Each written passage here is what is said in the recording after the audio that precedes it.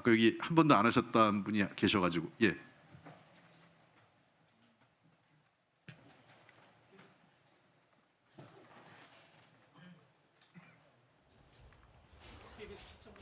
잘 안 들립니다 지금.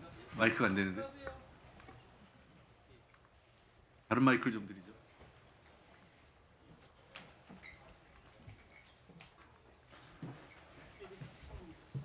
왜 이러죠? 마이크가 안 되는데. 여전히 지금 잘 안 들리는 상태입니다. 아니 잠깐 아니 다른 방송사 언론사도 있어서요. 조금 또 뚫게 보면 안녕하세요. 네. 예, KBS 최창봉 기자입니다. 아까 웅동학원 관련해서 말씀을 자세히 설명을 해주셨는데 몇 가지 추가되는 질문을 좀 드리도록 하겠습니다. 동생 부부가 소송을 하고 있다거나 아니면 51억의 채권을 가지고 있다는 걸 언제 아셨는지 좀 말씀을 해주시면 감사하겠고요. 그리고 지금 야권 일각에서 나오는 주장인데 당시 이제 후보자님은 유학을 하고 계셨습니다. 근데 이 유학 자금이라든가 유학 도중에 경매로 구매한 아파트 그리고 유학 이후에 구매한 부산 아파트 같은 것들이 자금 출처가 혹시 웅동학원 쪽에서 나온 게 아니냐는 의혹도 제기되고 있습니다. 여기에 대해서 해명을 부탁드립니다. 예, 간단한 것부터 먼저 말씀드리겠습니다. 제가 미국 유학을 갔고요. 근데 그 유학비는 저는 당시에 운 좋게 등록금과 생활비를 다 주는 유학 전 기간입니다. 전액 장학금을 받았습니다. 생활비를 포함한. 그래서 저는 그렇게 받았고 제 처는 풀브라이트 장학을 받았습니다. 그래서 저나 제 처나 유학하는 데 있어서 재정적으로는 문제가 없었습니다. 물론 이 자체도 혜택이라고 하면 제가 뭐라고 말씀 못 드리겠습니다만은 그랬고요. 유학 후에 아파트를 어떻게 구매했느냐 이런 말씀이신 것 같습니다. 유학 마치고 돌아오기 전에 90년 전 유학 마치고 97년 IMF 터지고 난 뒤에 들어왔는데 90년대 초반에 저희 돌아가신 장인어른께서 제 처에게 당시 잠실 우성 아파트를 증여하셨습니다. 당시에 이미 아파트가 있었습니다. 그 아파트를 시간 차이 있습니다만은 그걸 정리를 해서 새로운 아파트를 사는 것은 재정적으로 전혀 문제가 없었고 제 처는 유학 가기 전에 한 7, 8년 정도의 무역회사에 상당히 고연봉으로 근무를 했습니다. 그래서 현금도 충분히 있었습니다. 그래서 지금 기자님께서 말씀하신 것처럼 웅동학원으로부터 돈이 와서 저희 아파트를 샀다는 것은 전혀 사실이 아닙니다. 실제 웅동학원의 그는 교육청에 신고된 각종 공사비 그다음에 은행으로부터의 대출금들을 한번 검토를 해보시면 저희 선친께서 이제 저희 가족에게는 웅동학원이 좀 각별한 의미를 가집니다. 그냥 하나의 그냥 학원이 아니라 저희 증조부 때부터의 연이 있는 학교입니다.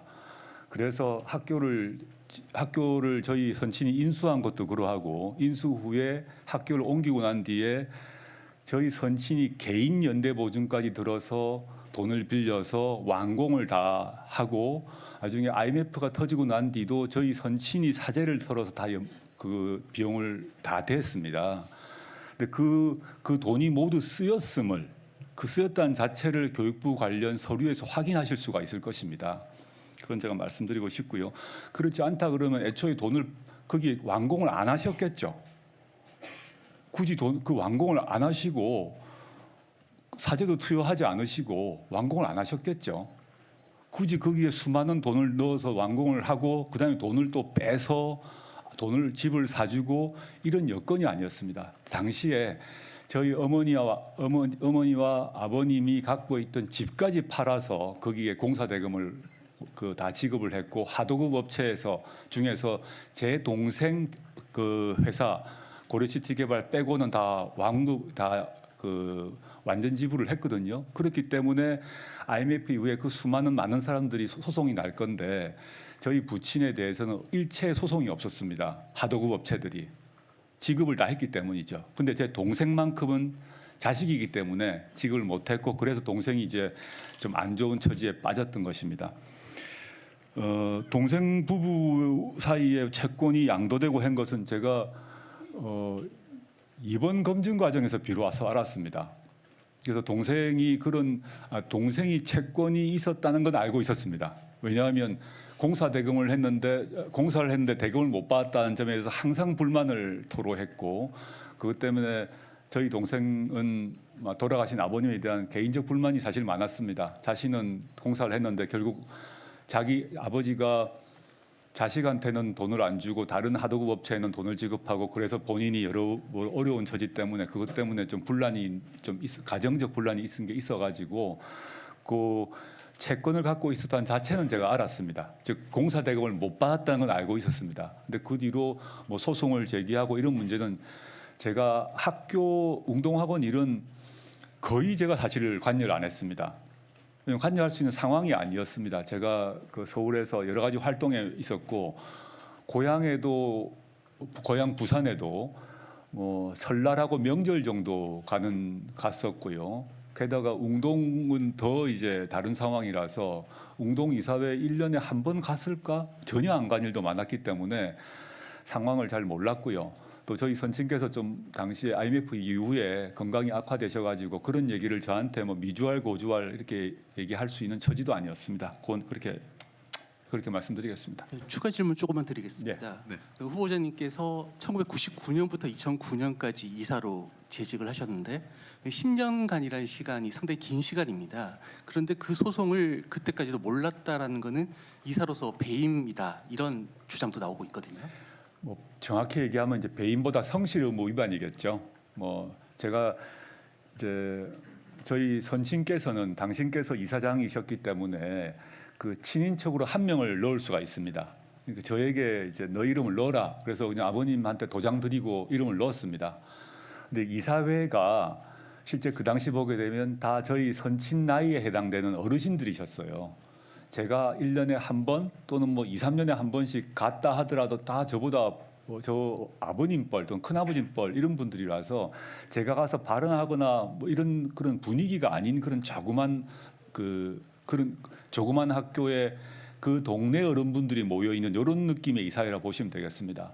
그래서 거기서 저 이사회 수많은 기록들이 아마 공개되어 있을 건데요. 보시면 제가 실제 참석하지 않은 것은 사실입니다. 근데 그 점에 있어서 제가 상대적으로 젊은 나이에 거기 가서 제대로 관여를 제대로 하고 재산 관리를 왜 안 했냐 그러면 그 질책은 제가 받겠습니다. 근데 당시에 다 아버지 뻘에 해당되는 어르신들이 모여 있는 자리에 제가 참석한다는 자체가 좀 어려웠고, 실제 제가 학교 활동, 학문 활동, 그다음에 뭐 사회 활동 등을 하면서 거의 관심을 두지 않았습니다.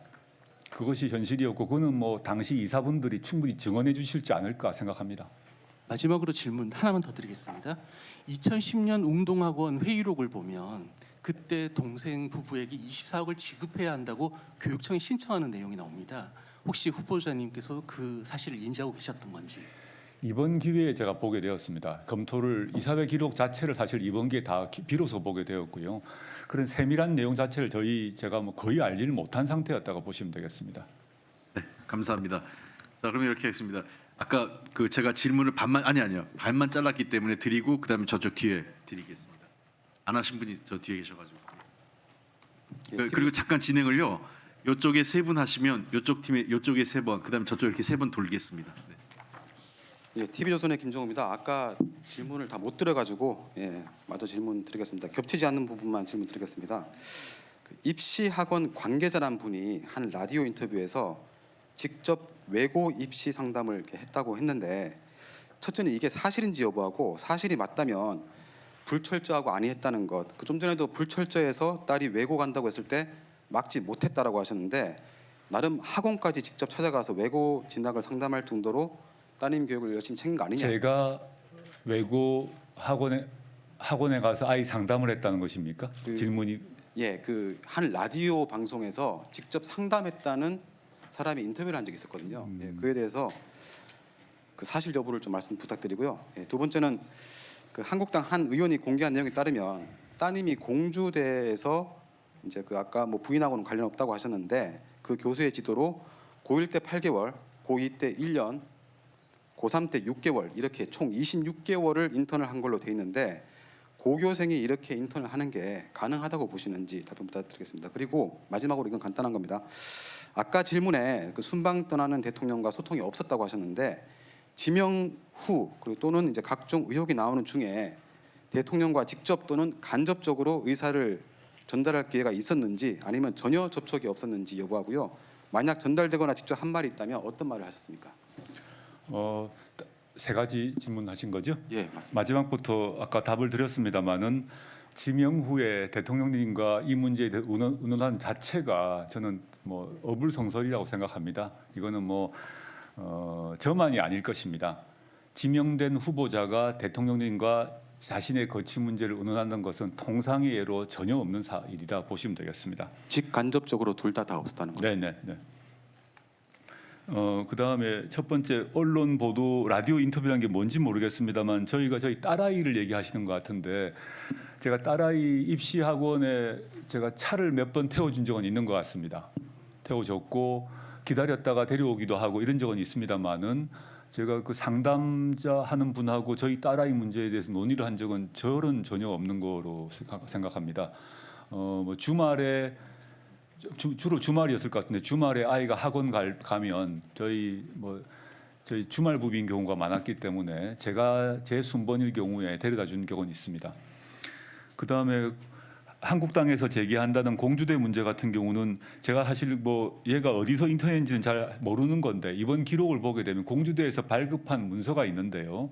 저희 아이한테 물어보니까 제가 상세한 기간은 정확히 지금 제가 증명서를 가지고 있지 않습니다만은 주말에 한 번씩 가고 방학 때 몇 번 가고 그랬다고 합니다. 그거는 공주대 차원에서 해명을 하지 않을까라고 생각합니다.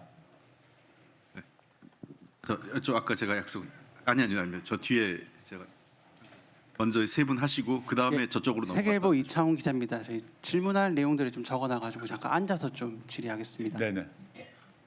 그 후보자님 오후하고 저녁에 이제 발언하시면서 이제 그 코링크 프라이빗 에쿼티를 검증 국면에서 이게 처음 알았다고 말씀하셨잖아요. 예. 뭐 대략 8월 언제쯤 알게 되셨나요? 지명되고 난 뒤에 보도가 나면서부터 제가 본 것 같습니다.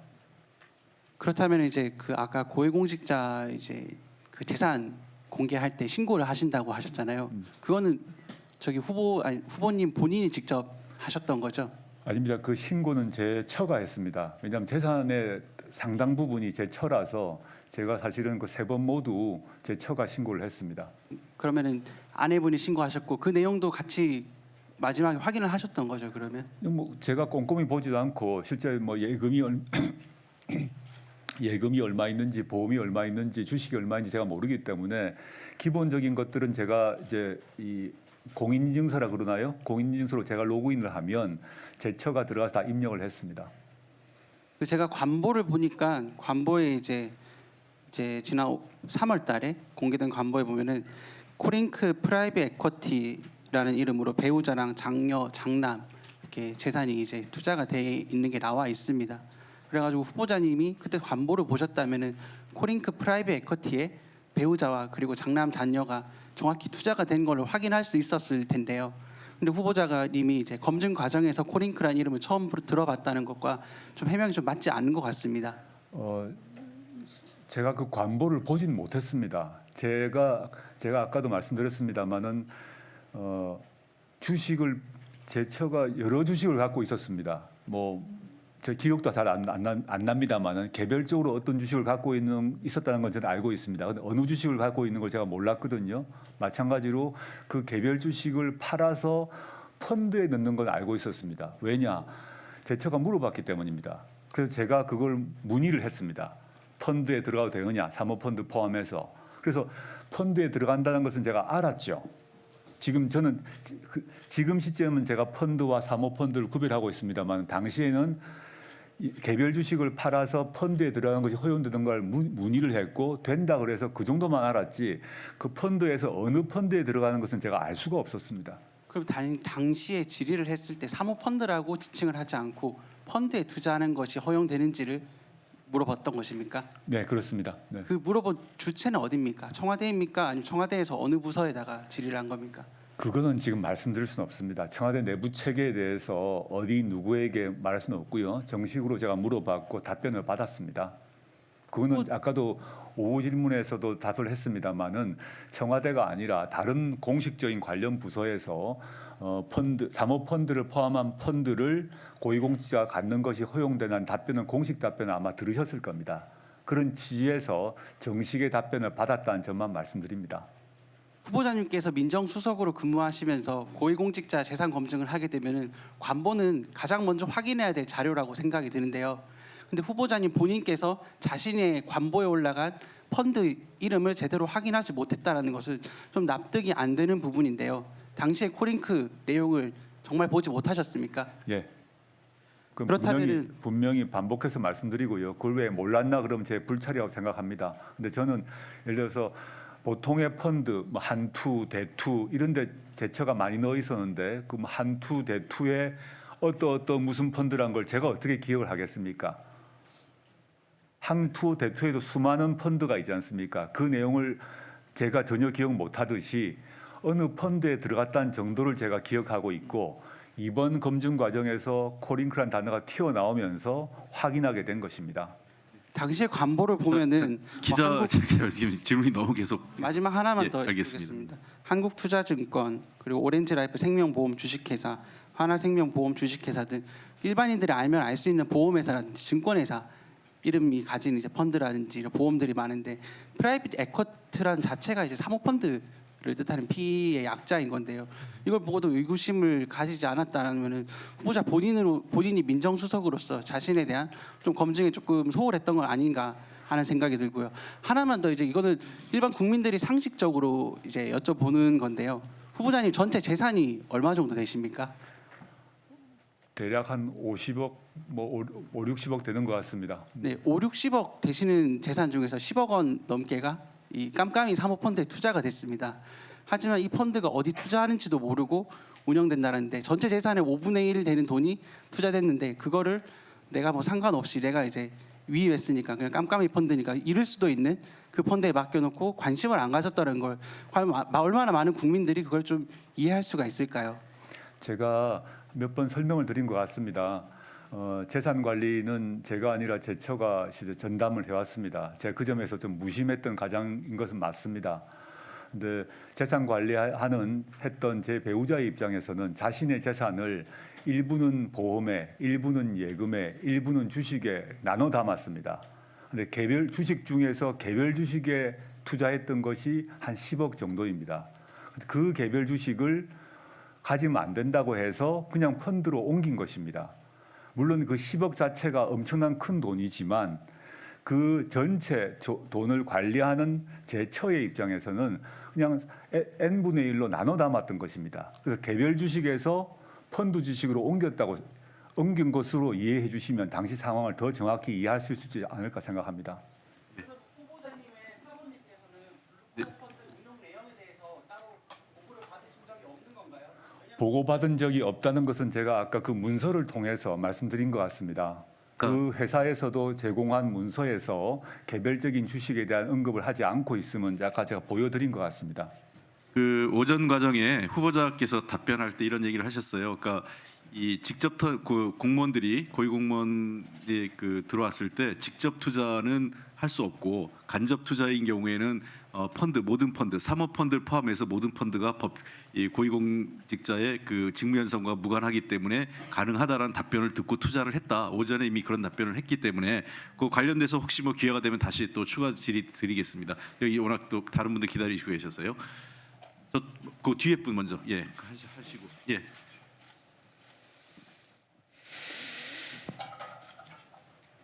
죄송합니다. 일어서셔 누군지 예.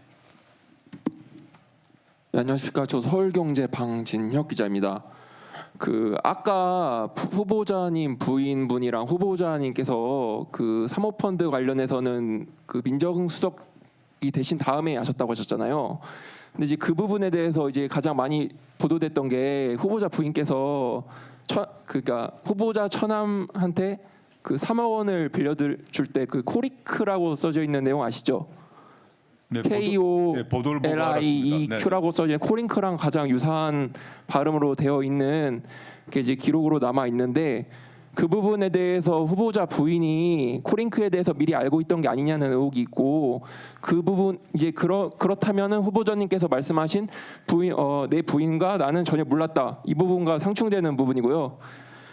두 번째로는 이제 후보자님께서 따님과 관련해서 후보자님 딸이 영어를 잘하기 때문에 제1저자에 들어갔고 그리고 초록도 쓰게 됐다 이렇게 말씀을 하시는데 사실 저도 이제 이공계 전공자로서 정말 이해가 안 되는 부분이 이 영어만 잘해서 되는 게 아니라 그 부분을 다 이해를 해야 되고 배경 지식을 갖고 수학적, 과학적, 기술적 지식을 다 이해한 상태에서 그게 논문을 이해하고 초록이라도 쓸 수가 있습니다. 근데 이제 교수님의 논리대로 영어를 잘하니까 제일 논문 저자가 됐다. 그럼 전 세계 인구가 10몇 억이 영어 원어민인데 그럼 그분들이 다 제일 저자가 될 수 있는 그런 능력을 갖고 있다. 이렇게 봐도 되는 국민 상식과는 전혀 맞지 않는 논리가 탄생하게 되거든요.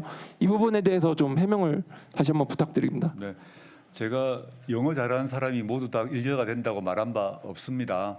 저는 저희 아이가 영어를 잘해서 또는 그 영어 논문을 작성하는데 기여를 해서 일저자가 됐다고 말씀드린 게 아니라 학교에서 만든 프로그램에 신청을 해서 선발이 되어서 그 당국대에 가서 실험을 실제 했고 실험을 하고 난 뒤에 실험 결과를 영어로 옮기는데 기여를 했고 그 판단은 저나 저희 아이가 한 것이 아니라 그 논문의 책임저자이신 그 교수님이 한 것이란 것입니다. 그래서 아까 오후에 말씀드렸습니다만 현재의 기준으로 봐서는 그런 그 고등학생을 이런 그 정도 역할을 한 고등학생을 일저자에 올리는 것이 좀 특이하게 보이는 건 사실이다.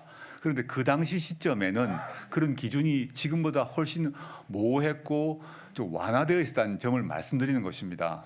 지금 시점에는 그렇게 되지 않을 것입니다. 우리나라에서 이 학문윤리, 연구윤리란 것이 황우석 사태를 계기로 본격적으로 엄격화됩니다.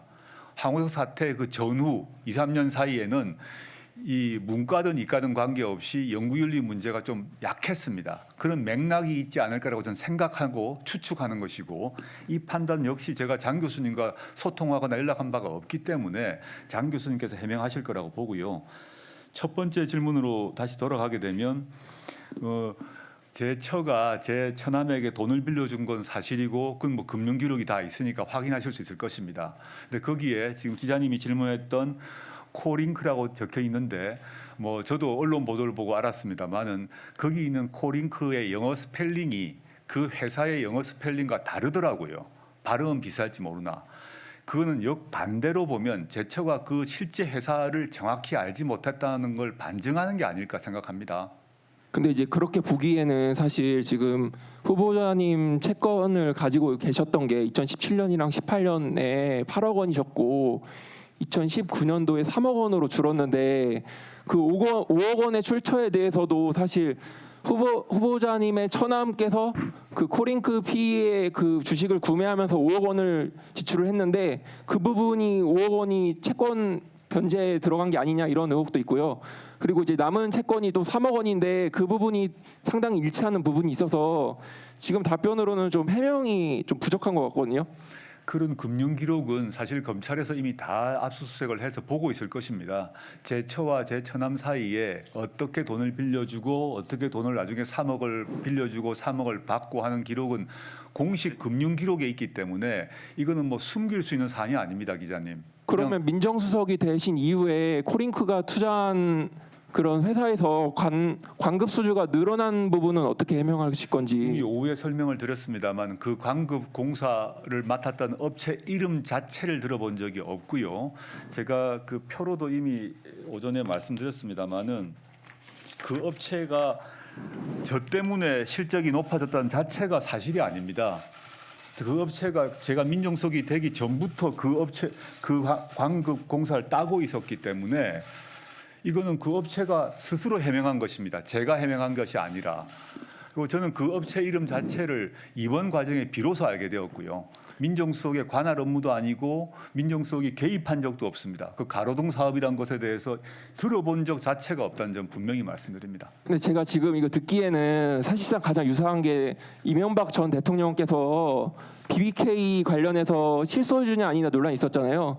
그럼 이제 그 부분에 대해서도 실소유주냐 아니냐에 대해서 해명이 이루어져야 하는 만큼 후보자님께서도 그런 점이 해명이 이루어져야 한다면 그러면 당연히 지금 말씀하시는 게 뭐 아내분이 했다.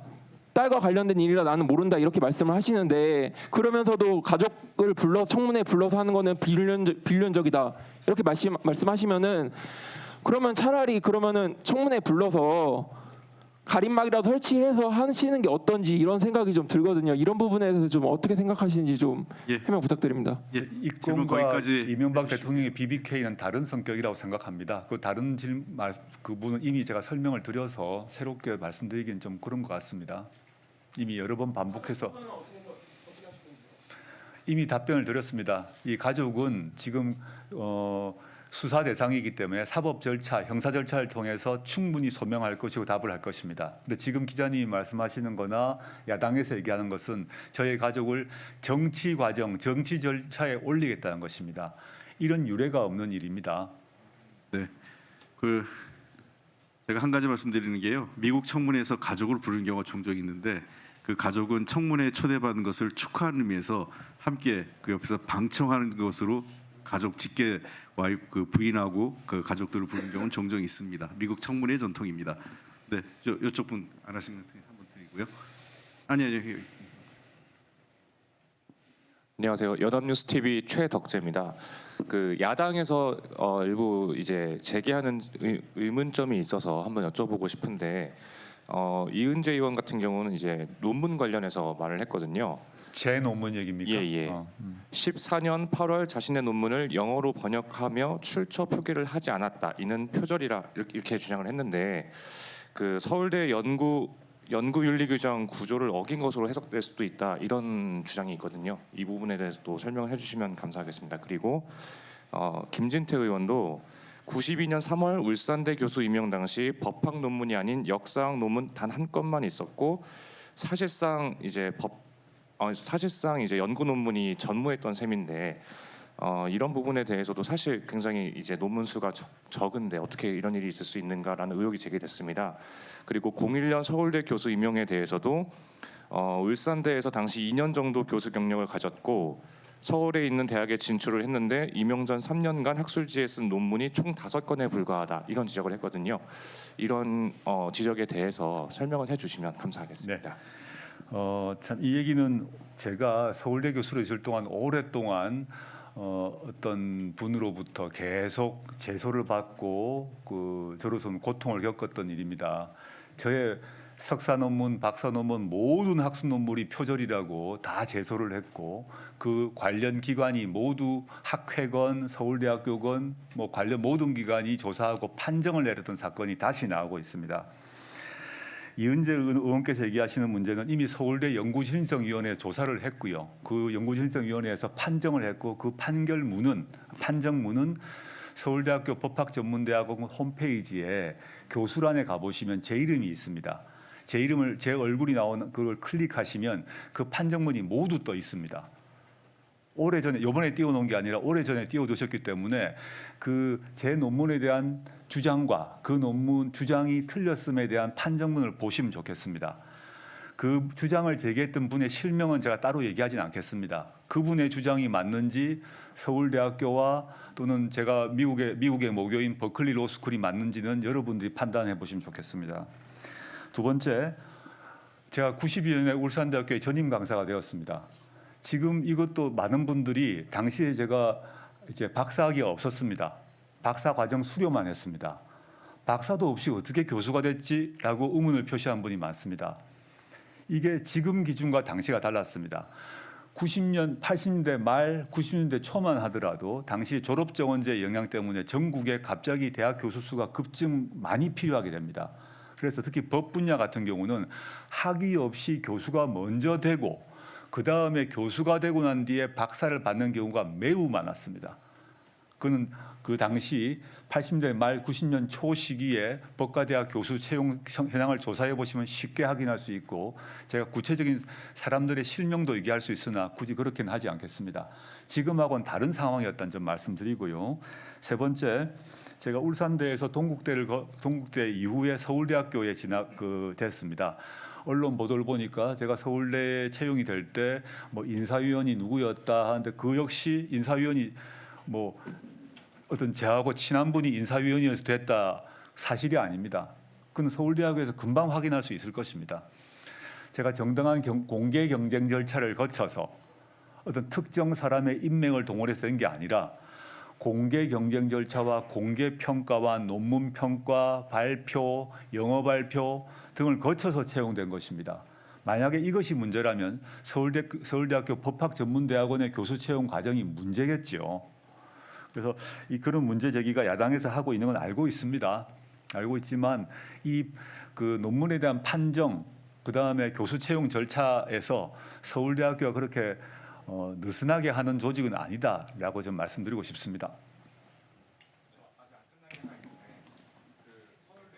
추가 질의 마이크 주세요. 추가 질의 한 번만. 죄송합니다. 제가 하나 빼먹어서요. 그 서울대 교수 임용 관련해서 이제 당시 인사위원회에서 안경환 교수가 굉장히 적극적으로 추천하시고 했다고. 안경환 교수님 인사위원 아니었습니다. 인사위원이 아니신데 이제 적극적으로 추천을 하신 건가요? 아니면 인사위원? 안경환 교수님은 저와 전공이 다르기 때문에 논문평가위원도 아니었습니다. 이 서울대는 엄격하게 논문에 대해서 전공자들의 전공 교수님 및 비서울대 형법 교수님, 제 전공이 형사법입니다. 교수님의 논문 성적에 기초해서 이루어지는 것이고요. 안경환 교수님은 논문평가위원이 아니었습니다. 지금 뭐 어떤 언론을 얘기하는지는 알고 있는데요. 그건 사실관계와 다른 얘기다라는 점 말씀드리겠습니다. 네, 그 앞에 예, CBS 박정환입니다. 그 사모펀드 관련해서 몇 가지 더 여쭙겠습니다. 일단 그 처남이 코링크 P의 그 주식 지분율이 0.99%라고 후보자께서는 말씀을 하셨죠. 예. 그리고 아까 GP란 부분은 모른다고 하셨습니다. 맞습니까? 근데 이렇게 주식을 넣은 것 자체가 사실상 그 운용자 그 GP라는 뜻인데 이 사실을 몰랐다는 부분이 좀 이상하고요. 그 부분에 대한 해명을 부탁드리고, 그리고 처남의 이런 주식 그 구매 과정에서 좀 이상한 부분이 있습니다. 일단 주당 1만 원짜리를 200배 비싼 가격에 샀고, 그리고 지분율 0.99%의 소액 주주가 됐습니다. 그러니까 주식으로는 1% 미만인데 자본금으로 치면은 60% 이상이거든요. 그래서 이런 부분을 주식을 왜 뻥튀기해서 이렇게 샀는지, 사실상 지분율을 낮춰서 자신이 어떤 GP와 어떤 투자자 LP 그런 부분을 그 자본시장법에 있어서는 분리가 돼야 되는데 이 부분을 피하려고 일부러 지분율을 낮춘 게 아니냐, 이런 의혹이 있습니다. 여기에 대해서 좀 말씀을 부탁드리겠습니다. 제가 아까도 기자님에게 답변을 드렸는데 제 처남이 주식을 몇 프로 갖고 있는지를 이번에 비로소 알았습니다. 제가 제 작은 처남의 재산 거래 관계를 제가 어떻게 알겠습니까? 제가 저 아이나 가까운 동생도 사실 재산 거래를 모르는데 제 작은 처남이 몇 프로 주식을 갖고 있는지 제가 어떻게 알겠습니까? 그거 말씀드리고 싶고요. 지금 얘기하셨던 제 처남이 0.99%의 주식을 갖고 있는 거 이번에 확인했습니다. 근데 저도 매우 의아한 게 그 다른 그 주주들은 주당 1만 원에 샀는데 제 처남은 주당 200만 원에 샀는 걸 확인했습니다. 저도 매우 의아스럽습니다. 왜 이렇게 되었을까? 그 대표라거나 그런 분들은 만 원에 샀는데 왜 제 작은 처남은 200만 원에 샀을까에 대해서 정말 궁금합니다. 그런데 이걸 제가 제 의견을 말씀드릴 수 없는 게 이 문제는 수사 대상이기 때문에 이 문제는 밝혀져야 된다고 생각합니다. 지금 언론 보도를 보니까 코링크 같은 경우도 지금 압수수색이 된 것 같고 문서가 나왔을 거라고 봅니다. 그러면 이게 왜 여러 사람들 주주 중에서 주주들이 구매한 주식 가격이 왜 이렇게 차이가 날까에 대해서는 검찰에서 조사를 할 것이라고 봅니다. 만약 검찰에서 그 위법 사안이 밝혀지면 그 부분에 대해서 혹시 책임을 지실 생각이 있으십니까? 가정에 기초해서 답변 드릴 수는 없을 것 같고요. 제 처남 누구든 제 처남이 법에 의해서 문제가 발생하면 제 처남은 법에 따라 또 법과 절차에 따라서 형사 절차에 따라서 뭐 그에 해당되는 책임을 져야 하지 않을까 생각합니다. 아니, 자 다음에 넘어가야 돼. 아니 그 자료가 있어서. 네. 그 아까 그 후보자께서 계속 말씀을 하신 게 그 아내분께서는 그 사모펀드 투자를 해서 블라인드 투자이기 때문에 어디다 투자했는지 전혀 몰랐다. 나와 아내가 전혀 몰랐다고 하셨는데 아까 그 정관을 말씀하셨습니다. 그래서 제가 그 정관을 봤는데 정관에는 이렇게 나와 있습니다. 그러니까 그 이제 그 GP는 그러니까 운영사는 각 사원 여기서 사원은 출자자 사원에게 재무제표를 매 반기별로 제출한다. 그리고 업무상 집행 사원은 매 분기마다 전체 사원을 대상으로 회사 운영 현황 및 운영 전략 등의 보고를 위한 투자 보고를 해야 된다고 정관에 명시돼 있다. 이거를 보면은 사실상 그 후보자 아내분에게 이 사모펀드가 어떻게 운영되는지 알렸다는 게 정관에 이렇게 표시가 된 건데 블라인드 투자다 해서 전혀 모른다는 것은 약간 해명이 좀 안 되는 것 같습니다. 그 부분에 대한 해명을 부탁드립니다. 이미 제가 요 문서를 한 서너 번 보여드렸습니다만은 여기서 명백히 운용 현황 보고라는 문서입니다. 그 내부의 문서이고 검찰에서도 이 문서를 가지고 있을 것입니다. 이렇게 되어 있습니다. 사전에 고지해 드린 바와 같이 본 PEF의 방침상 투자 대상에 대해서는 알려드릴 수 없음을 양해 부탁드립니다.라고 돼 있고요. 그 내용을 보더라도 실제 주식 이름이 회사가 적혀 있지 않습니다. 그건 금융감독원을 통해서 확인해 보시거나 검찰을 통해서 확인할 수 있을 것입니다. 그건 저의 주장이 아닙니다. 그 회사의 공식적 통지로 문서에 나와 있다는 것입니다. 그걸 제보고 알았을 것이라고 하시면 저는 어떻게 답을 드려야 될지 잘 모르겠습니다. 네, 저쪽 편으로 넘어가겠습니다. 그 저 뒤에 분, 예. 아니 바로 바로 옆에 분, 예, 먼저.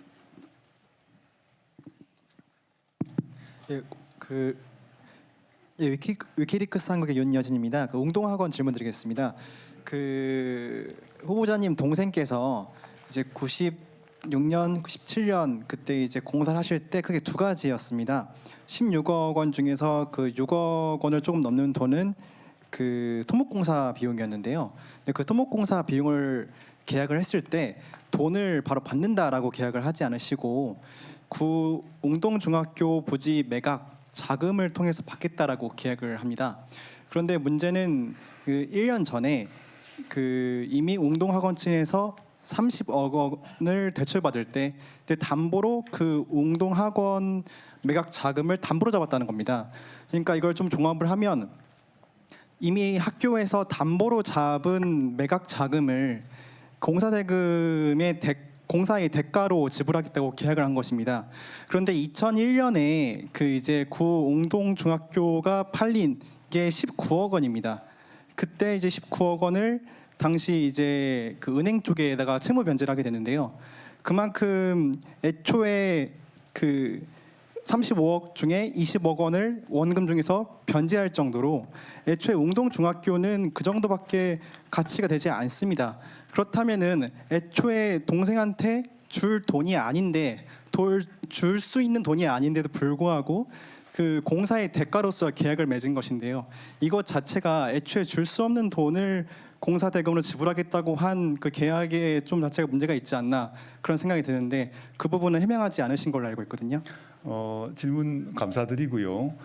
이게 지금 제 동생의 회사가 그 공사를 했다는 것은 명백한 사실이고 각종 자료가 다 있습니다. 그건 교육청의 이사회 승인을 받았고 교육청에 승인받은 것도 제가 확인했습니다.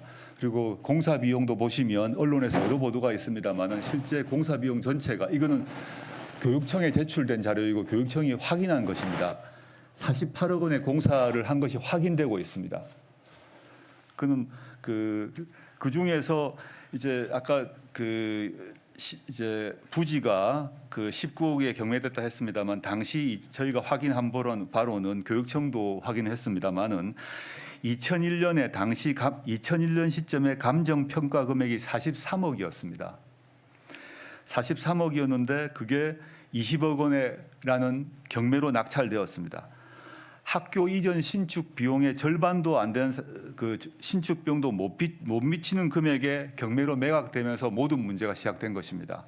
그는 저의 주장이 아니라 기록에 다 모두가 나와 있습니다. 이렇게 해서 공사비가 부족하게 되었고, 그래서 저희 선친께서 사재를 털어가지고 다른 영세 하도급체에게 공사를 지급했던 것입니다.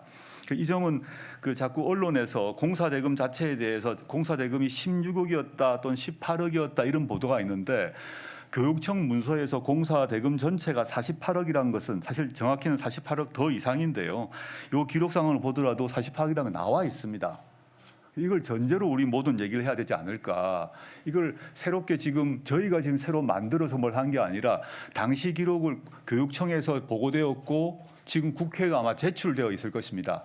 여당 야당 모두에게 제출되어 있는 이 문서를 제가 확대해 온 것입니다. 그래서 그 점은 분명히 말씀드리고요. 그 지금 제가 모두에도 말씀드렸습니다마는 이 학교를 신축하고 이전하고 그 신축하는 과정에서 원래 있던 부지를 팔아가지고 그걸 팔고 그걸 담보를 잡아서 새롭게 그 새로운 학교로 옮겨 나가는데, 뭐 너무 잘 아시겠습니다만은 당시에 실제 학교가 있었고 그 학교를 팔아서 새로운 학교로 이전을 했습니다. 그 상태에서 모든 계약 관계가 분명히 존재하고 있고 그 모든 그 공사 대금이든 모든 절차가 이사회 결의는 물론이고 교육청의 승인을 받은 상황입니다. 회계 문제도 그러하다는 것입니다. 그걸 지금 숨길 수 있는 것이 아니란 것입니다. 이 정도 하겠습니다. 추가 질의가 있으세요? 추가 질의 한 번 더 드릴게요. 예, 그 말씀해 주신 게 계속 교육청 자료를 말씀하시는데 그에 기초해서 말씀을 드리면 말씀해 주신 것 같이 애초에 95년도에 교육청으로부터 허가를 득합니다. 근데 그때 전제는 뭐였냐면 기본적으로 수익 기본 자산을 매각을 해서 그 자금으로 공사대금을 쓴다는 내용이었습니다. 그런데 문제는 뭐냐면 말씀하신 것처럼 계속 유찰이 되죠. 그 말은 뭐냐면 애초에 40억 원에 이른다는 가치 자체가 실제 가치가 아니라는 겁니다. 그렇게 된다면 애초에 몇 차례 유찰에 돼서 그래서 은행 대출을 받은 것인데, 그다음에 은행 대출 때 담보로 잡은 거를 어떻게 공사대금의 대가로 지불할 수 있는지는 계약 자체의 의문이 나오고요.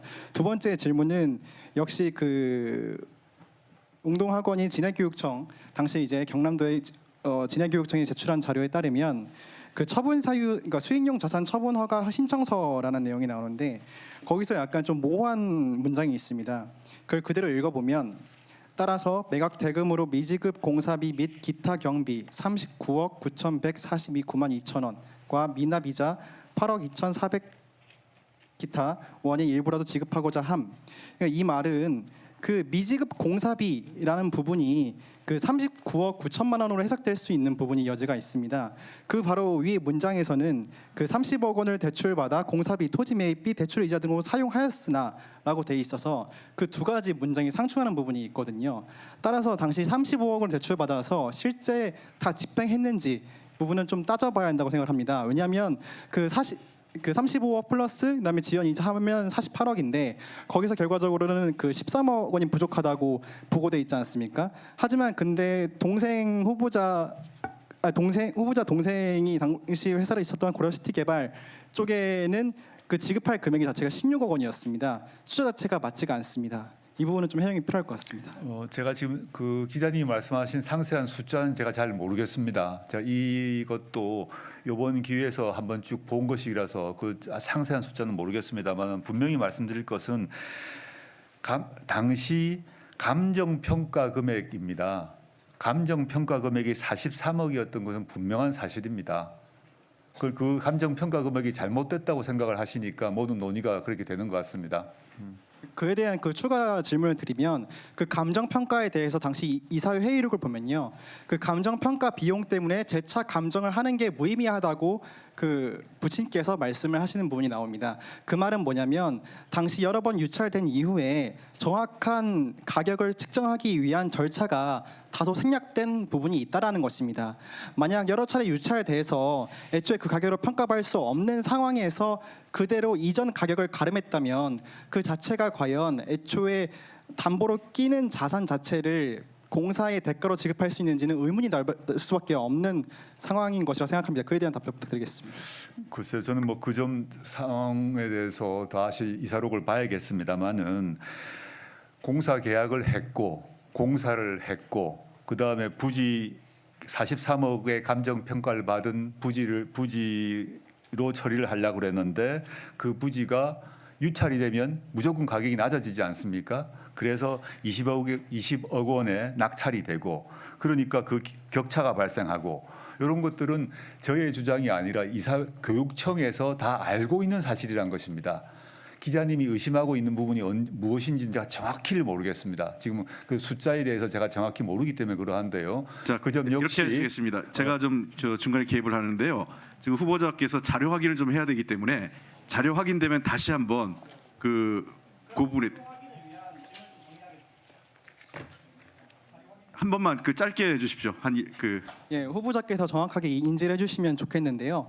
그러니까 그 97년에 계약을 했을 당시에 그 토목공사비의 그 대금을 돈으로 지급하겠다고 한 게 아니라 향후에 웅동중학교 부지랑 건물이 팔리면 지급하겠다고 한 것입니다. 그런데 문제는 그 매각 대금 자체가 이미 웅동학원이 35억 대출받았을 때 담보로 껴있다라는 거죠. 그렇다면 그 담보가 실질적으로 웅동학원에 갚을 채무 플러스 그다음에 조국 후보자 동생한테 줘야 할 그 채권을 도합한 총액이 돼야 되는데 문제는 뭐냐면 총액이 되지 않는다라는 겁니다. 왜 그러냐? 이미 유찰되었기 때문에 그 감정 평가를 했을 때 그 가격 자체를 신뢰할 수 없는다는 것입니다.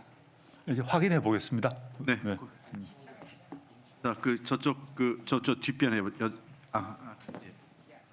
하셨기 때문에.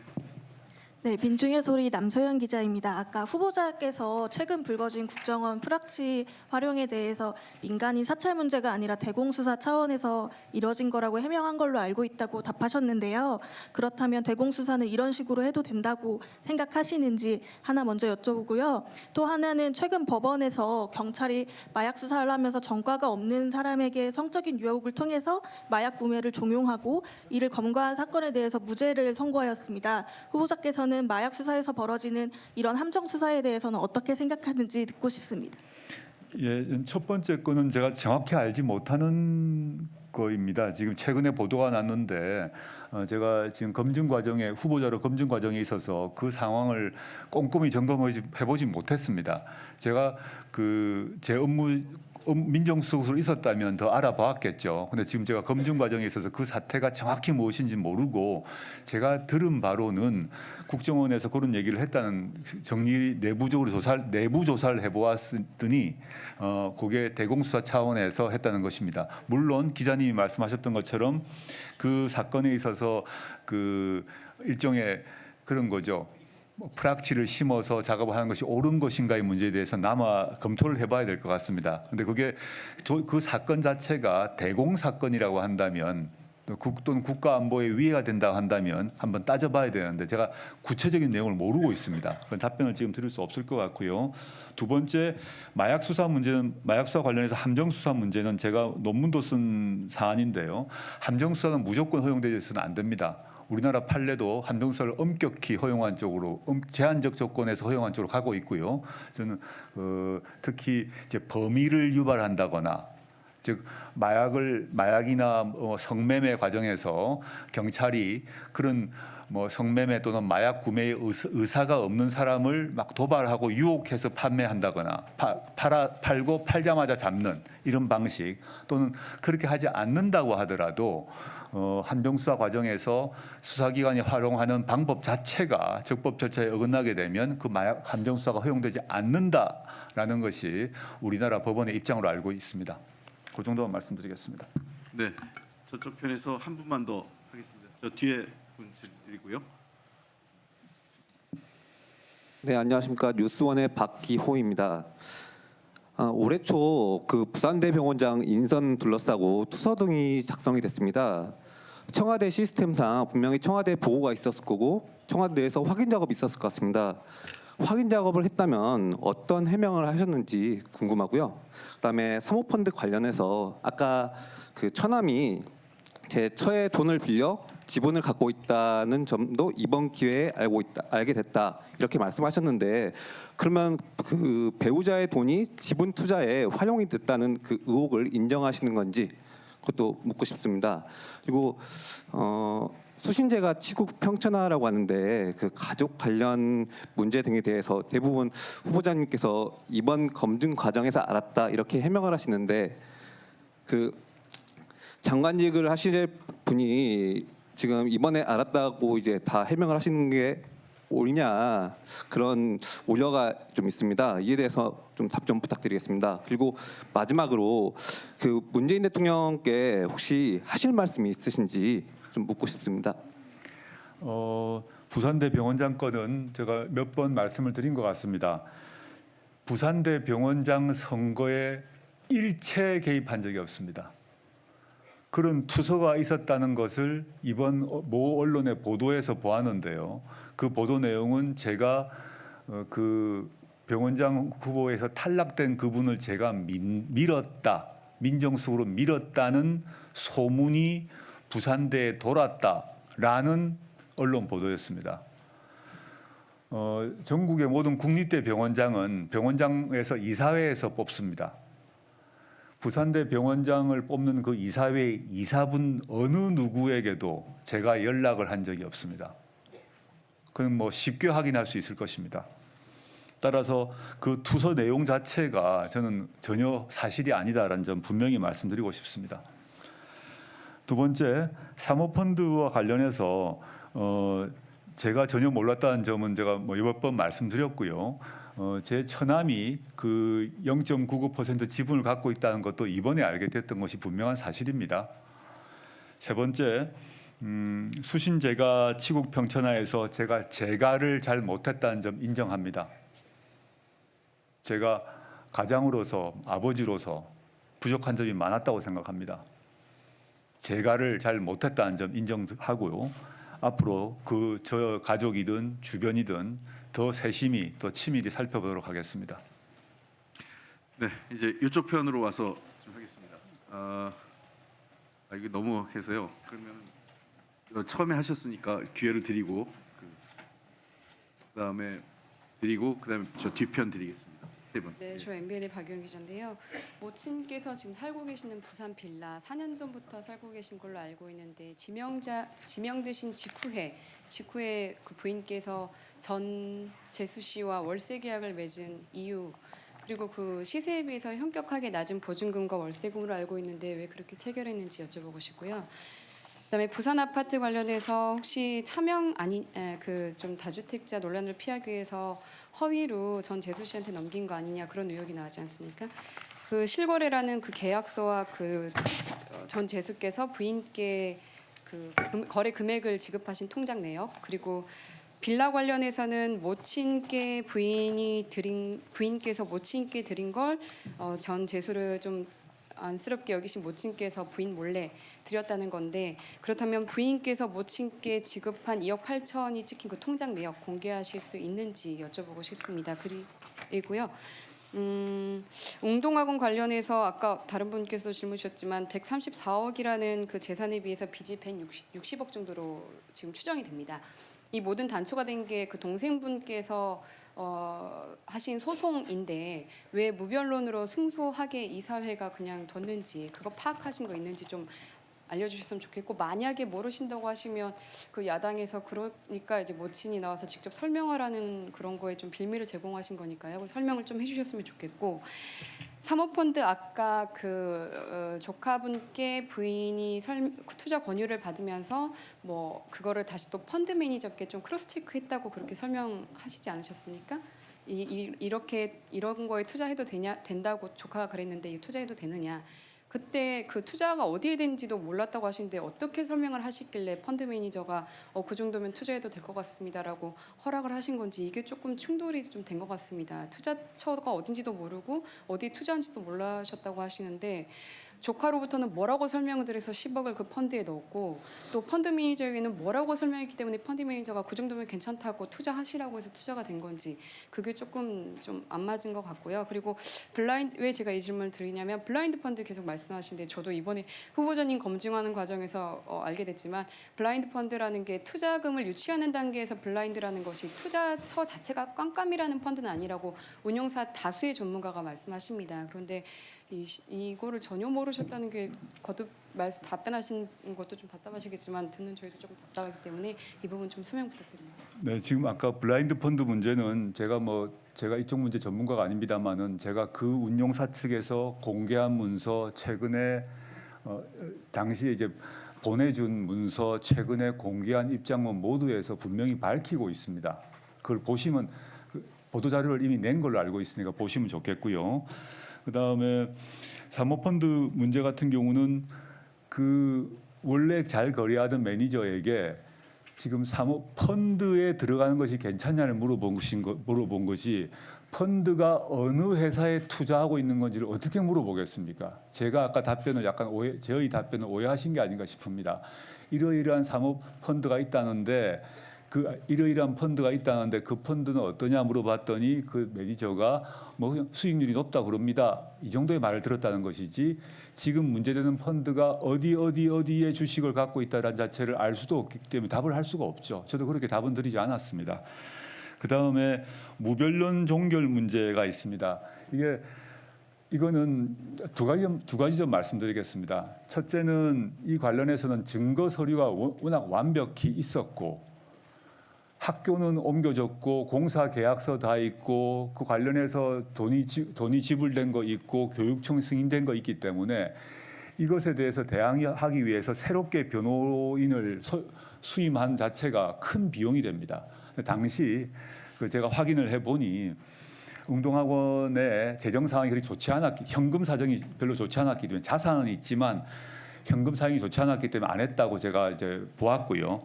이와 동시에 저의 동생이 저희 학원에 대해서 했던 소송 외에 신용 기술 보증인가 또는 이렇게 몇 가지 다른 단체에서 했던 소송에도 다 무변론 대응을 했습니다.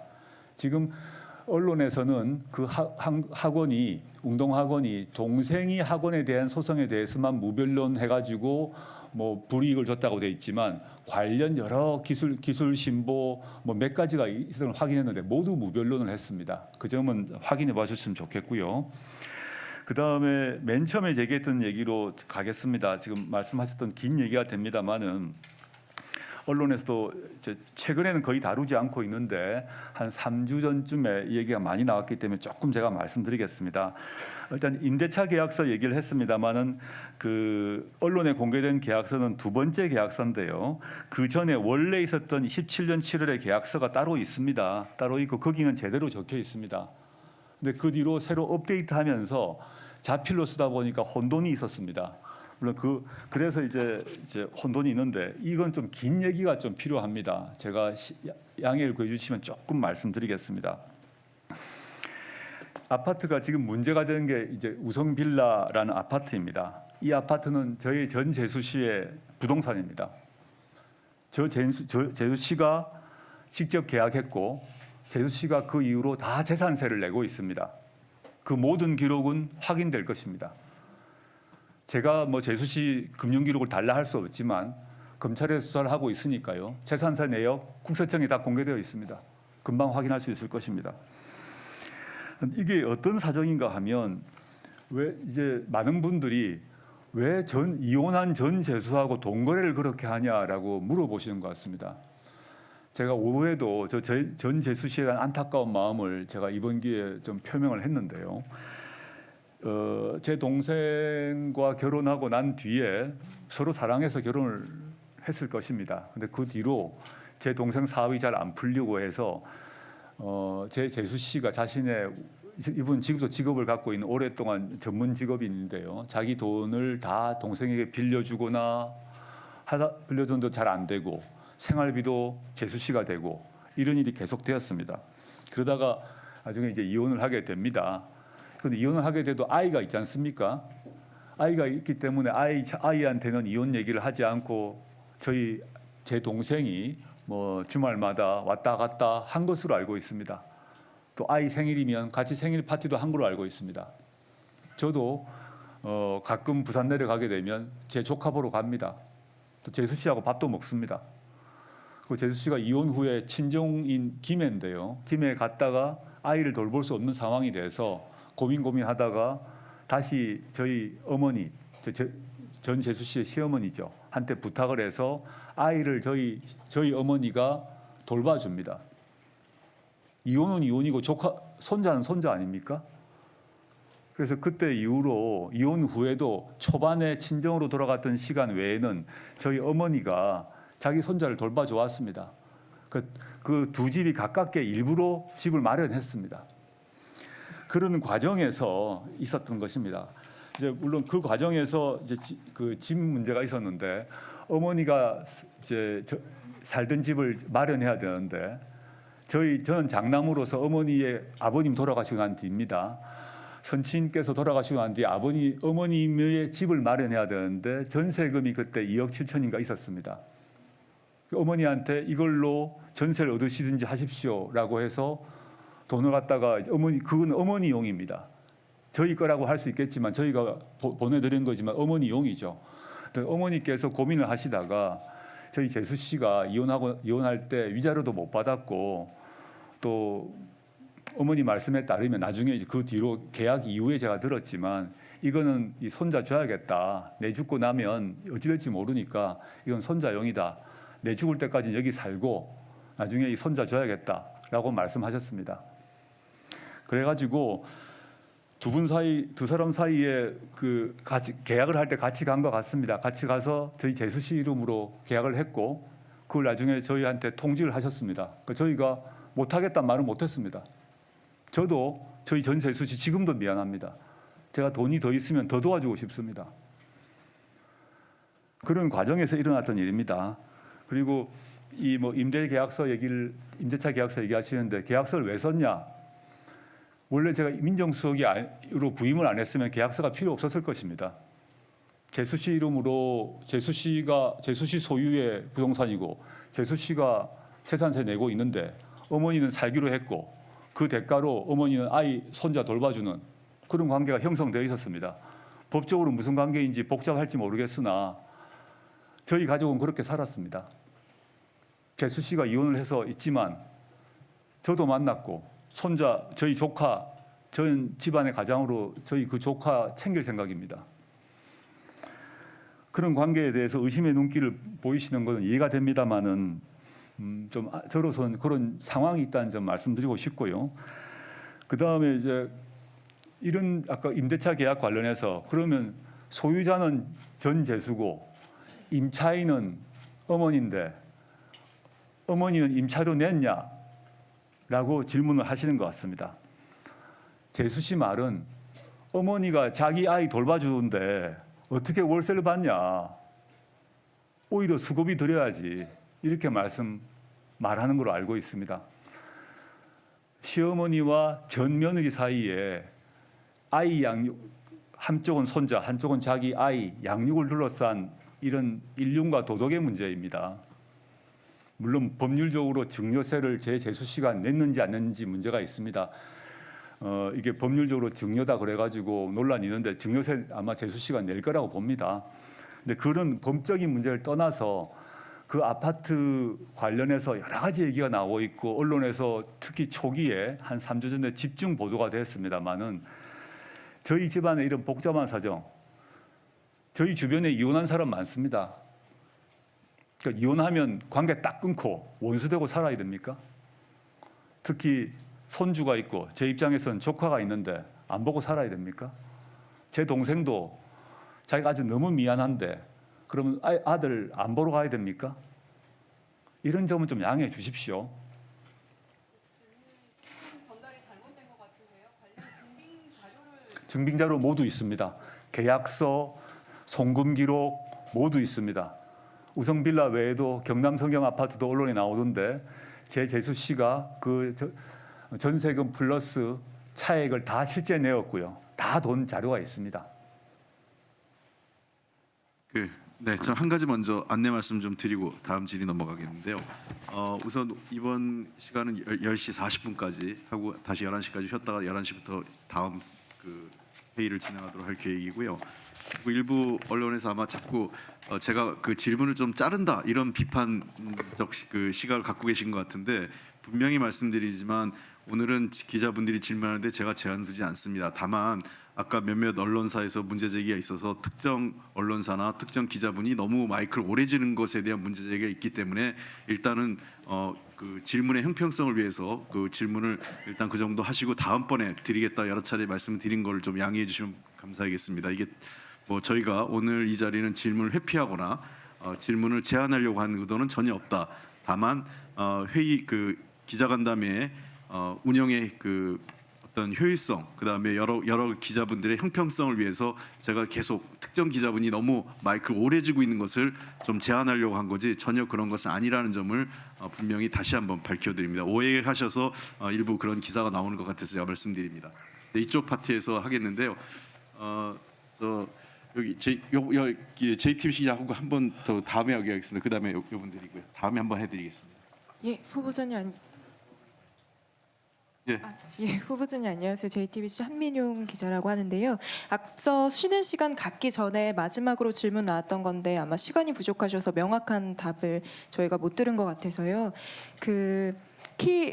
죄송합니다. 그 아까 말씀해주신 그 공주대 인턴은 따님께서 스스로 찾아서 하셨다고 하셨는데 혹시 관련해 가지고 키스트 인턴도 혹시 따님께서 스스로 하신 건지 아니면 후보자님이나 부인께서 관여하신 바가 전혀 없으신 건지 이 부분 한 번만 설명 부탁드립니다. 한번 확인해 보겠습니다. 제가 키스 건은 잘 확인을 못했는데요. 최근에 제 검증 과정에서 주로 언론에서 문제 제기하는 걸 보다 보니까 공주대 당국대를 주로 보았는데 키스는 제가 잘 확인을 못했습니다. 제가 시간 주시면 쉬는 시간 등에 확인해 보겠습니다. 네, 그 부분은 키스트 부분은 다시 확인해서 다음에 좀 확인해드리겠습니다. 여기 해주시고 그다음에 저쪽 파트로 넘어가겠습니다. 네, 안녕하세요 후보자님. 저는 일요신문 김명일 기자라고 합니다. 네, 그 오랜 시간 좀 기자 간담회를 갖고 계신데요. 좀 이번 간담회에 대해서 야권에서는 좀 기자들 분들은 증인 신청권도 없고 자료 요청권도 없고 심지어 좀 기자회견이 갑작스럽게 열려서 준비할 시간도 없었다.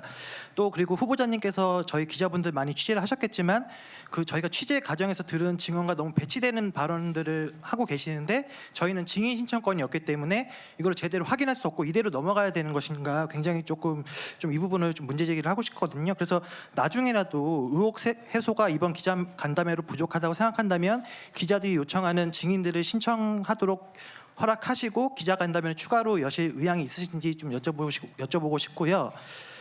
그리고 또 일단 대부분의 의혹에 대해서 좀 아니다 몰랐다라는 발언으로 조금 일관하고 계신데요. 좀 그런 부분에 대해서 근거 자료를 좀 먼저 제출해 주셨으면 하는 좀 바람이 있습니다. 예를 들어서 방금 말씀하신 위장 이혼 의혹 관련해서는 저희가 변호사님 자문을 구해 보니까 그 두 분이 경제 공동체였느냐가 가장 중요한 쟁점이라고 하더라고요. 그래서 통장 내역이나 뭐 금융 기록들을 제출하시면 바로 이거는 의혹이 해소되는 것인데 왜 굳이 좀 감성적으로 좀 그분이 좀 안타까운 분이다 그런 식으로 접근하신지 기자들 입장에서는 좀 이해하기 어렵고요. 물론 사생활 보호가 중요하지만 그렇다면 기자들에게는 공개하지 않고 청문위원들에게만 비공개로 공개를 해서 그 부분은 얼마든지 의혹을 해소할 수 있다고 또 보거든요. 그리고 또 따님 논문 1저자를 학교에서 해줬다 이렇게 또 말씀하셨는데 이 부분도 최소 담당자분의 좀 증언이나 담당자분을 이 자리에 좀 모셔와서 좀 증언을 해주실 수 있도록 좀 했으면 좋을 것 같고요. 또 그리고 그 최근에 그 검찰에서 후보자님 그 휴대폰을 압수수색 청구했다가 기각됐다라고 했는데 만약 후보자님께서 떳떳하시다면 이 부분을 스스로 제출해서 의혹을 해소하실 의향이 있으신지 또 여쭤보고 싶습니다. 그리고 마지막으로 좀 질문을 너무 오래 기다려 하나만 질문을 드리겠습니다. 그리고 따님이 이 부분은 저희 제보자분께서 따님을 직접 예전에 학교 다닐 때 지도하셨던 분께서 제보자분께서 질문을 좀 해달라고 부탁하신 부분인데요. 따님께서 고려대 세계 선도 인재 전형 입학 기준 입학으로 이렇게 입학을 하셨는데요. 당시에 기준 중에 영어 능통자 전형인 토플 110점이나 탭스 857점을 고대 지원 시점에 충족했는지를 꼭 물어봐달라고 이렇게 좀 부탁을 하셨습니다. 이 부분이 만약에 충족이 안 됐으면 그 다른 전형인 AP 점수 전형이 있었다고 하더라고요. 그 부분을 합격한 건지 그 부분이 꼭 중요해서 좀 답변을 부탁드리겠습니다. 네. 질문 아주 많이 하셔서 뭐부터 답드릴지 모르겠습니다만은 일단 마지막 거 간단히 할 수 있는 건 저 AP 3개 만점 받았습니다. 그건 제출되어 있습니다. 그건 금방 확인하실 수 있을 것 같고요.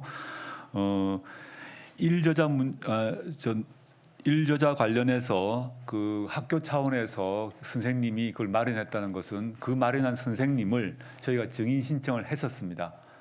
인사청문회가 열렸다면 그분이 나오셨을 수 있을 거라고 생각합니다. 실명은 제가 말씀드릴 수는 없는데요. 그건 뭐 여당 야당 모두에게 확인해 보시면 그 선생님을 제가 신청했다는 점 확인할 수 있을 것입니다.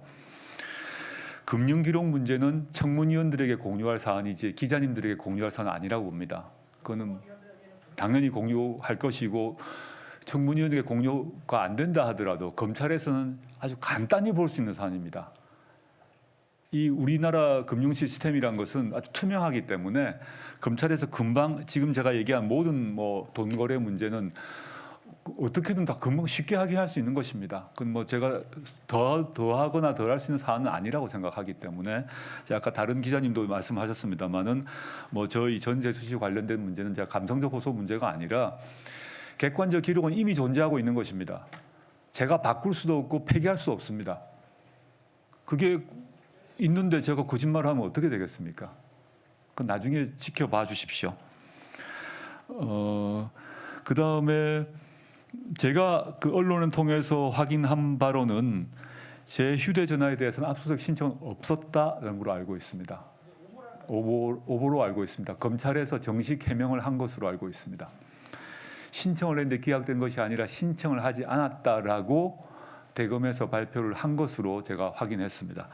마지막으로 이 언론 그 기자 간다면 당연히 증인 신청권이 없는 것이죠. 그걸 알고 저도 왔고 그걸 알고 기자분들도 오신 것으로 생각합니다. 그 점에서 인사청문회보다 부족할 것이라 생각합니다. 물론 인사청문회도 증인 신청을 해서 채택이 되더라도 강제할 방법은 없습니다. 과태료만 하면 되니까요. 과태료 부과를 감수하면 증인이 안 나와도 됩니다. 그 점에 있어서는 큰 차이가 없지만 그래도 이 자리보다는 인사청문회가 훨씬 더 진실에 가까워질 것이라고 보죠. 그 점에서 저도 인사청문회가 열리기를 원했습니다. 아까 거론했던 그 선생님이 나와주시기를 원합니다. 그럼 이런 모든 얘기가 저 얘기가 아니라 그 인턴십 프로그램을 만드셨던 그분이 나오셔서 내가 만들었고 조 부자의 딸이 신청했다는 말씀을 해주실 거 아닙니까? 저는 그 기회가 지금 없어진 것입니다. 사실은. 그걸 제가 말하니까 기자님들이 안 믿으시는데 저도 인사청문회가 열렸었기를 희망합니다. 명백히 해명될 사안들이 여러 가지가 있습니다. 제가 지금 거론되는 거 외에 제가 했던 여러 가지 사안 중에서도 실제 물적 증거 또는 인적 증거를 통해서 인사청문회전에서 와주셨으면 간단히 해결될 일을 제가 어떤 사람 대신해서 지금 말을 하고 있는 거 아닙니까? 제가 아는 바로는 그렇다. 저도 안타까운 심정입니다. 제가 참고로 말씀드리겠습니다만 이 자리가 청문회를 대신하는 자리는 아닙니다. 분명히 법과 제도를 국회에서 하고 있는 청문회를 대신하는 자리가 아니라 그게 무산되는 그 하에서 우리가 선택할 수 있는 몇 가지 안 되는 차선책 중에 하나로 기자간담회를 했고요. 저 기자님이 지적하셨고 후보자께서 답하신 것처럼 이 자리에는 증인을 채택할 수 없고 자료를 우리가 제출해달라고 할 수도 없습니다. 다만 아까 후보자께서 몇 가지 말씀하신 부분에 대해서 고등학교 선생님 부분이라든지 몇 가지 자료 부분에 대해서 만약에 후보자의 말이 사실과 다른지 의도적 거짓말이 있는지는 추가 취재를 하시면 저는 후보자가 진실되게 성의껏 답변을 했는지 좀 그렇지 않은지를 기자분들께서 취재를 통해서 확인해 주실 수 있다고 생각을 합니다. 네. 그거는 제가 지금 말씀드릴 수 없고 그 선생님한테 취재는 우리 기자분들께서 해서 확인을 해주셔야죠. 제가 그분의 입장이 아니기 때문에 제가 대신 답할 수는 없고 다만 인사청문회에 나오시려고 했던 것은 분명하다. 제가 다시 말씀드리겠습니다. 여기 세트가 끝나서 제가 저쪽으로 넘기고 그 다음에 이쪽으로 오도록 하겠습니다.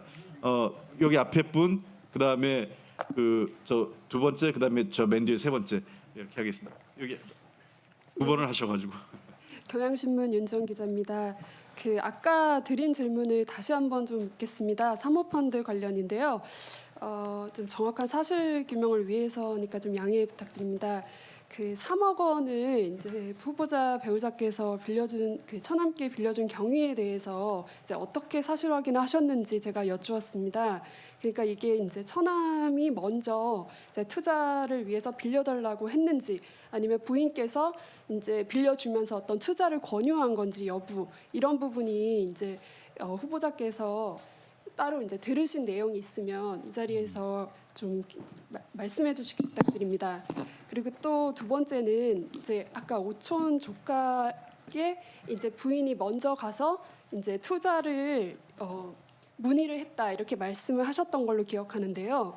이게 아무래도 이렇게 오촌 조카분은 이제 후보자 친척이고 그리고 아까 말씀하셨던 것은 이제 1년에 한두 번밖에 연락을 안 한다 이렇게 말씀하셨는데 아무래도 배우자와 후보자께서 후보자 간의 어떤 상의를 거쳐서 연락을 취한 것이라고 볼 수밖에 없는데 어떤 의사결정을 통해서 이렇게 오촌 조카에게 연락이 가게 됐는지 그 과정이 좀 궁금합니다. 그리고 마지막은 이제 좀 다른 패스트트랙에 대한 부분인데요. 저는 법조 검찰 출입하고 있습니다. 그런데 또 이제 검찰 개혁에 대해서 누구보다 이제 지지하고 있는 또 국민의 한 사람인데요.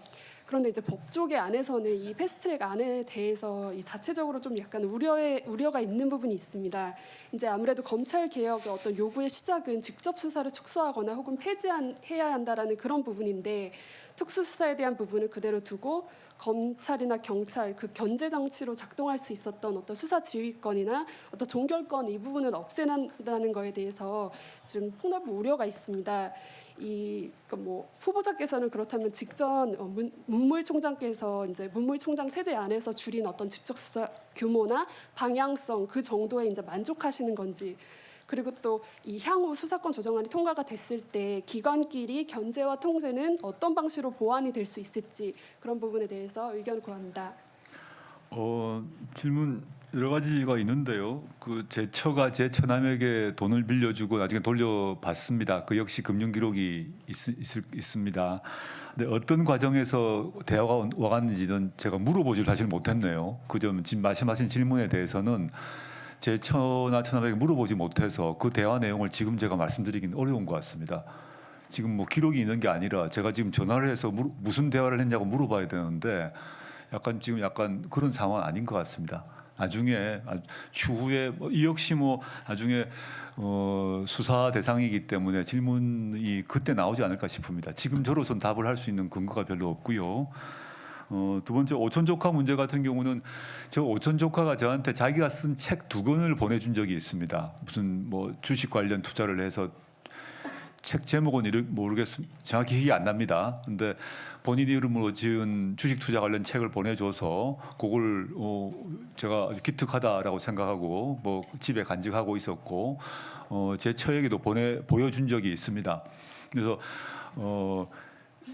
제가 또 두 사람 사이에 어떤 대화를 나눈지는 저도 사실 정확히는 알지 못합니다만은 제가 들은 바로는 아까 반복돼서 말씀드립니다만은 민정수석이 되고 난 뒤에 개별 주식은 팔아야 된다라는 것이 결정이 나고 그럼 어떻게 할 것인가에서 오촌 조카하고 펀드 매니저 등등에게 물어봤다. 그 정도만 제가 지금 알고 있을 뿐입니다.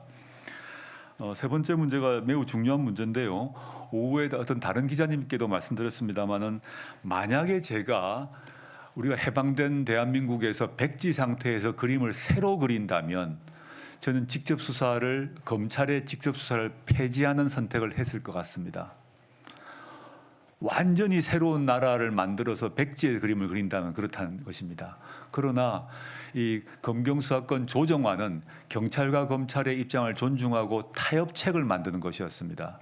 그래서 직접 수사를 완전히 폐지하는 것이 아니라 단계적 축소를 두 장관님이 선택하신 것입니다.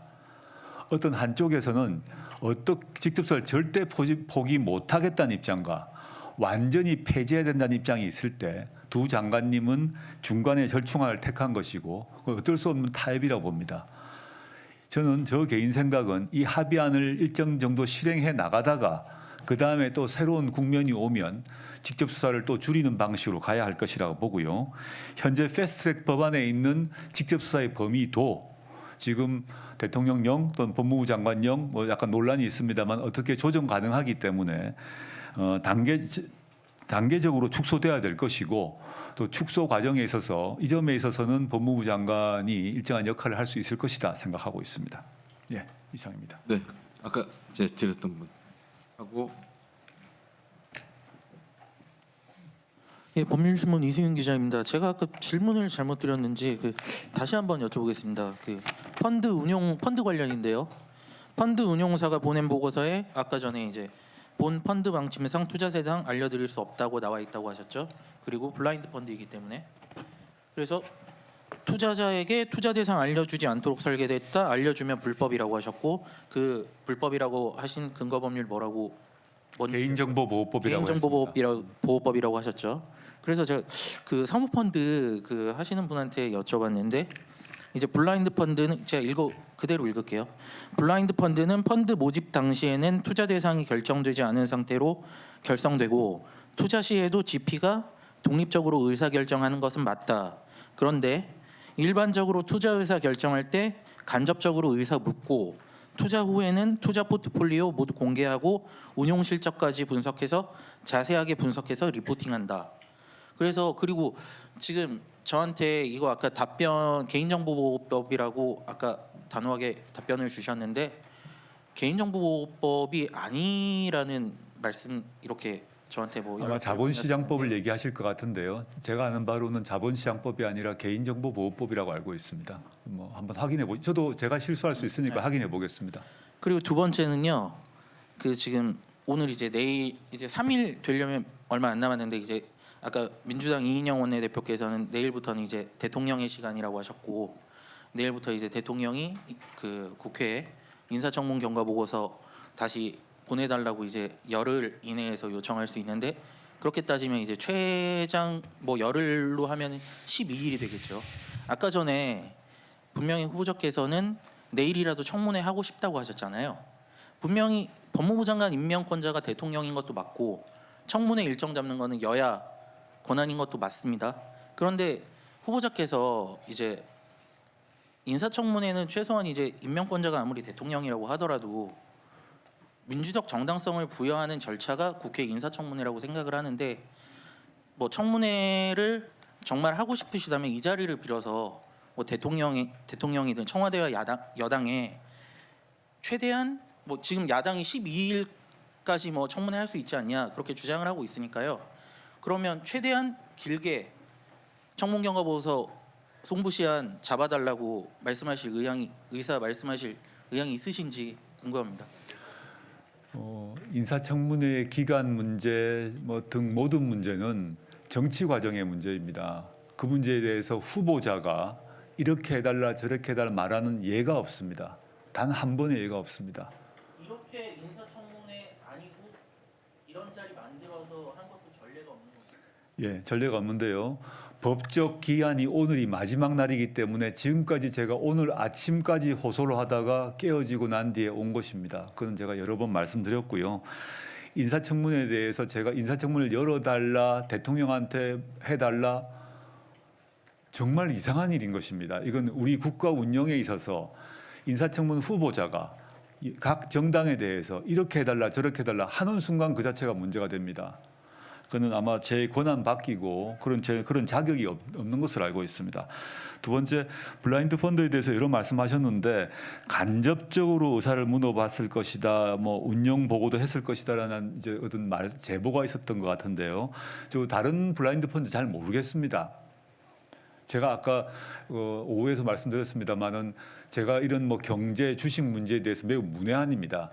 근데 이번 이 건, 제 처에 돈이 들어간 그 건에 있어서 실제 어떻게 운용되었는지는 그 회사에서 공식 기록이 있습니다. 아마 금감원에 보고한 기록도 있을 것이고 이번 관련해서 공식적 입장 표명한 것도 있습니다. 그걸 보시고 각 회사마다 차이가 있을 수는 있겠죠. 근데 제가 그건 잘 알지는 못합니다. 근데 이 건에 대해서는 금감원에 보고했을 때 어떻게 되었는지, 그다음에 각 주주 출자자들에게 어떤 내용을 알렸는지는 이미 문서로 나와 있다. 그걸 보고 판단하지 않을까 생각됩니다. 저쪽에서 한 분 더 하겠습니다. 그쪽 편에 앞에. 예. 예, 조선일보 김영원 기자인데요. 그 위장전입 의혹에 대해서 좀 여쭤보고 싶은데 후보자께서 98년도부터 2000년까지 6차례 주소지가 바뀌었는데 그 짧게는 3개월, 길게는 9개월씩 이사를 다니셨는데 그 준비된 해명을 보면은 실제로 거주를 했다, 자녀랑 같이. 그래서 세세히 설명을 해주셨는데 첫 번째 98년 3월부터 3개월간 부산 해운대에서 살았고 98년 6월부터 다시 5개월간 서울 풍납동에서 살았다, 이렇게 해명이 돼 있는데 후보자 경력을 보면 98년 2월 1일부터 7월 31일까지 영국 리즈대 비지팅 스콜라 가셨고 98년 4월 25일부터 6월 19일까지 옥스퍼드대 비지팅 리서치 펠로우로 가셨는데 그럼 이거는 허위 학력 기재입니까? 아니면은 실거주했다는 해명이 거짓입니까? 지금 제가 영국에 있을 때 어디에 거주했다는 얘기입니까? 제가 잘 못 들었습니다. 자료를 찾느라고. 그 부산에 거주, 부산과 서울에 거주하셨다고 해명을 하셨거든요. 제가 지금 설명을 드릴까요? 아니면 그 질문 한 가지만 더 하겠습니다. 그다음에 운동학원 아까 관련해서 동생분이 가압류 잡히거나 한 적은 없다, 그 채권으로. 두 번째는 그 채권이 크게 활용 가치가 없다 설명해 주셨는데 법원 결정문이랑 그 후보자 설명을 보면은 2008년도에 후보자 동생께서 재기 자금 명목으로 14억, 연리 100%의 14억 사채를 빌립니다. 그 채권을 바탕으로 14억을 빌렸고 결과적으로 운동중 디사인이 사채업자에 가압류 잡혔는데 이건 사학비리라고 생각하시는지 묻고 싶습니다. 두 번째 얘기를 먼저 하는 게 좋을 것 같습니다. 사학 비리라 그러면 학교 재단의 돈을 이용해서 개인이 가져가는 것일 것입니다. 그런데 모든 기록에서 나와 있겠습니다만은 그 돈을 저는 물론이고 저희 어머니 포함해서 돈이 가져간 적이 없습니다. 그건 확인하셨을 거 아니겠습니까? 그렇게 답을 드리고요. 위장전입 보도를 보았습니다. 저의 위장전입 얘기입니다. 제가 표를 만들어 왔는데요. 위장 전입을 한 적이 없습니다. 지금 어떤 말씀을 하시는지 일단 전체적으로 설명을 드리겠습니다. 여러 번의 언론 보도를 제가 보았습니다. 그 과정에서 실제 실거주를 했고요. 제가 유학가 있는 동안에는 법상 유학가 있는 동안에는 유학가 있으면 우리 주민증을 미국에 영국으로 옮깁니까? 그렇지 않습니다. 한국에 있는 관련 집에 옮겨둡니다. 그건 위장 전입이라 하지 않습니다. 제가 미국 유학 갈 때 고향 웅동에 옮긴 적도 있고요. 또 영국 갈 때인가 거기는 또 부산에 옮긴 적도 부산 부모님과 함께 옮긴 적이 있습니다. 그건 위장 전입에 해당되지 않습니다. 그런 해명을 제가 했는지는 모르겠습니다. 그거는 아마 제 생각에 99년 10월 얘기 같습니다.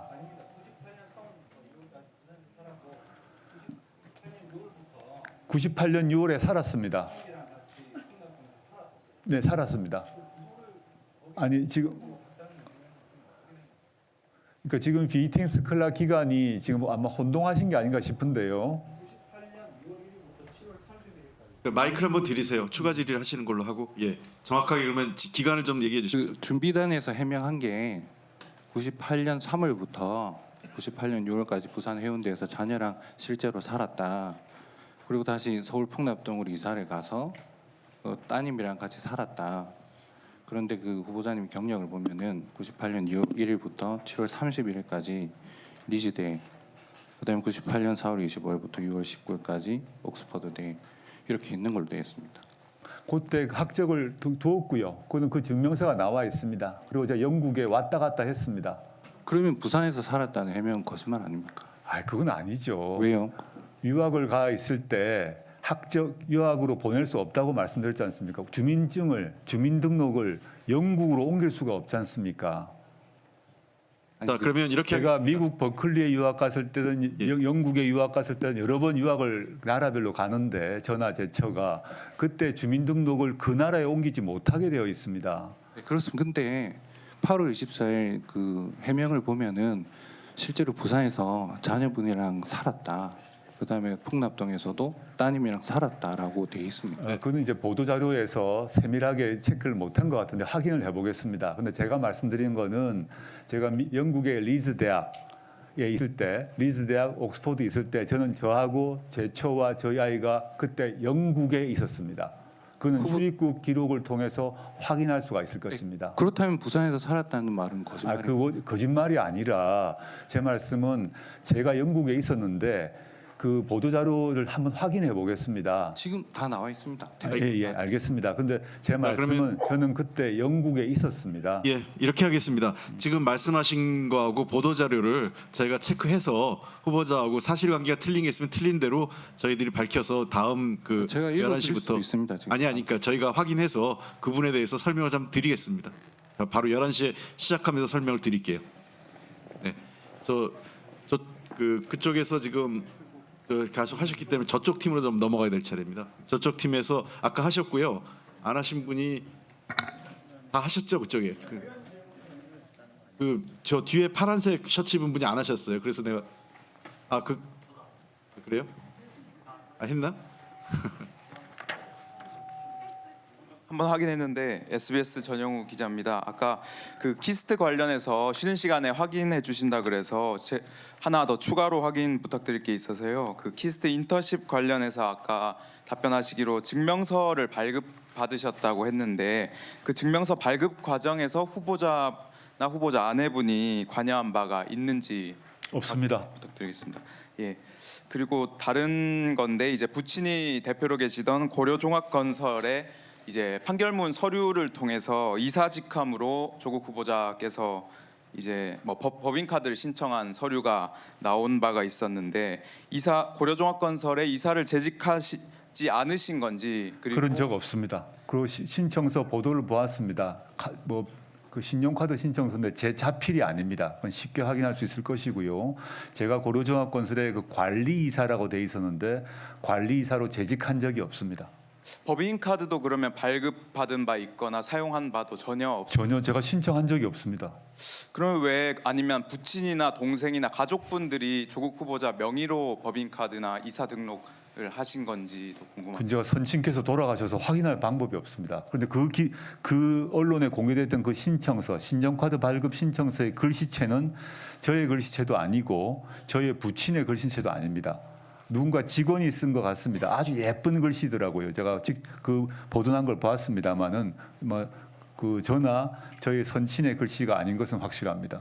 그 대표 그 건설회사 대표의 큰 아드님이신데 직원이 마음대로 이제 법인카드 발급이나 이런 거 이사 등록을 마음대로 할 수는 없을 텐데 혹시 그때 당시 같이 계셨던 동생분이나 확인을 혹시 해보신 바? 동생 글씨도 아닌 건 확실하고요. 저는 그때 외국에 있었습니다. 유학 중이었기 때문에 더 신청을 더 할 수가 없겠죠. 신청할 수 없으면 분명합니다.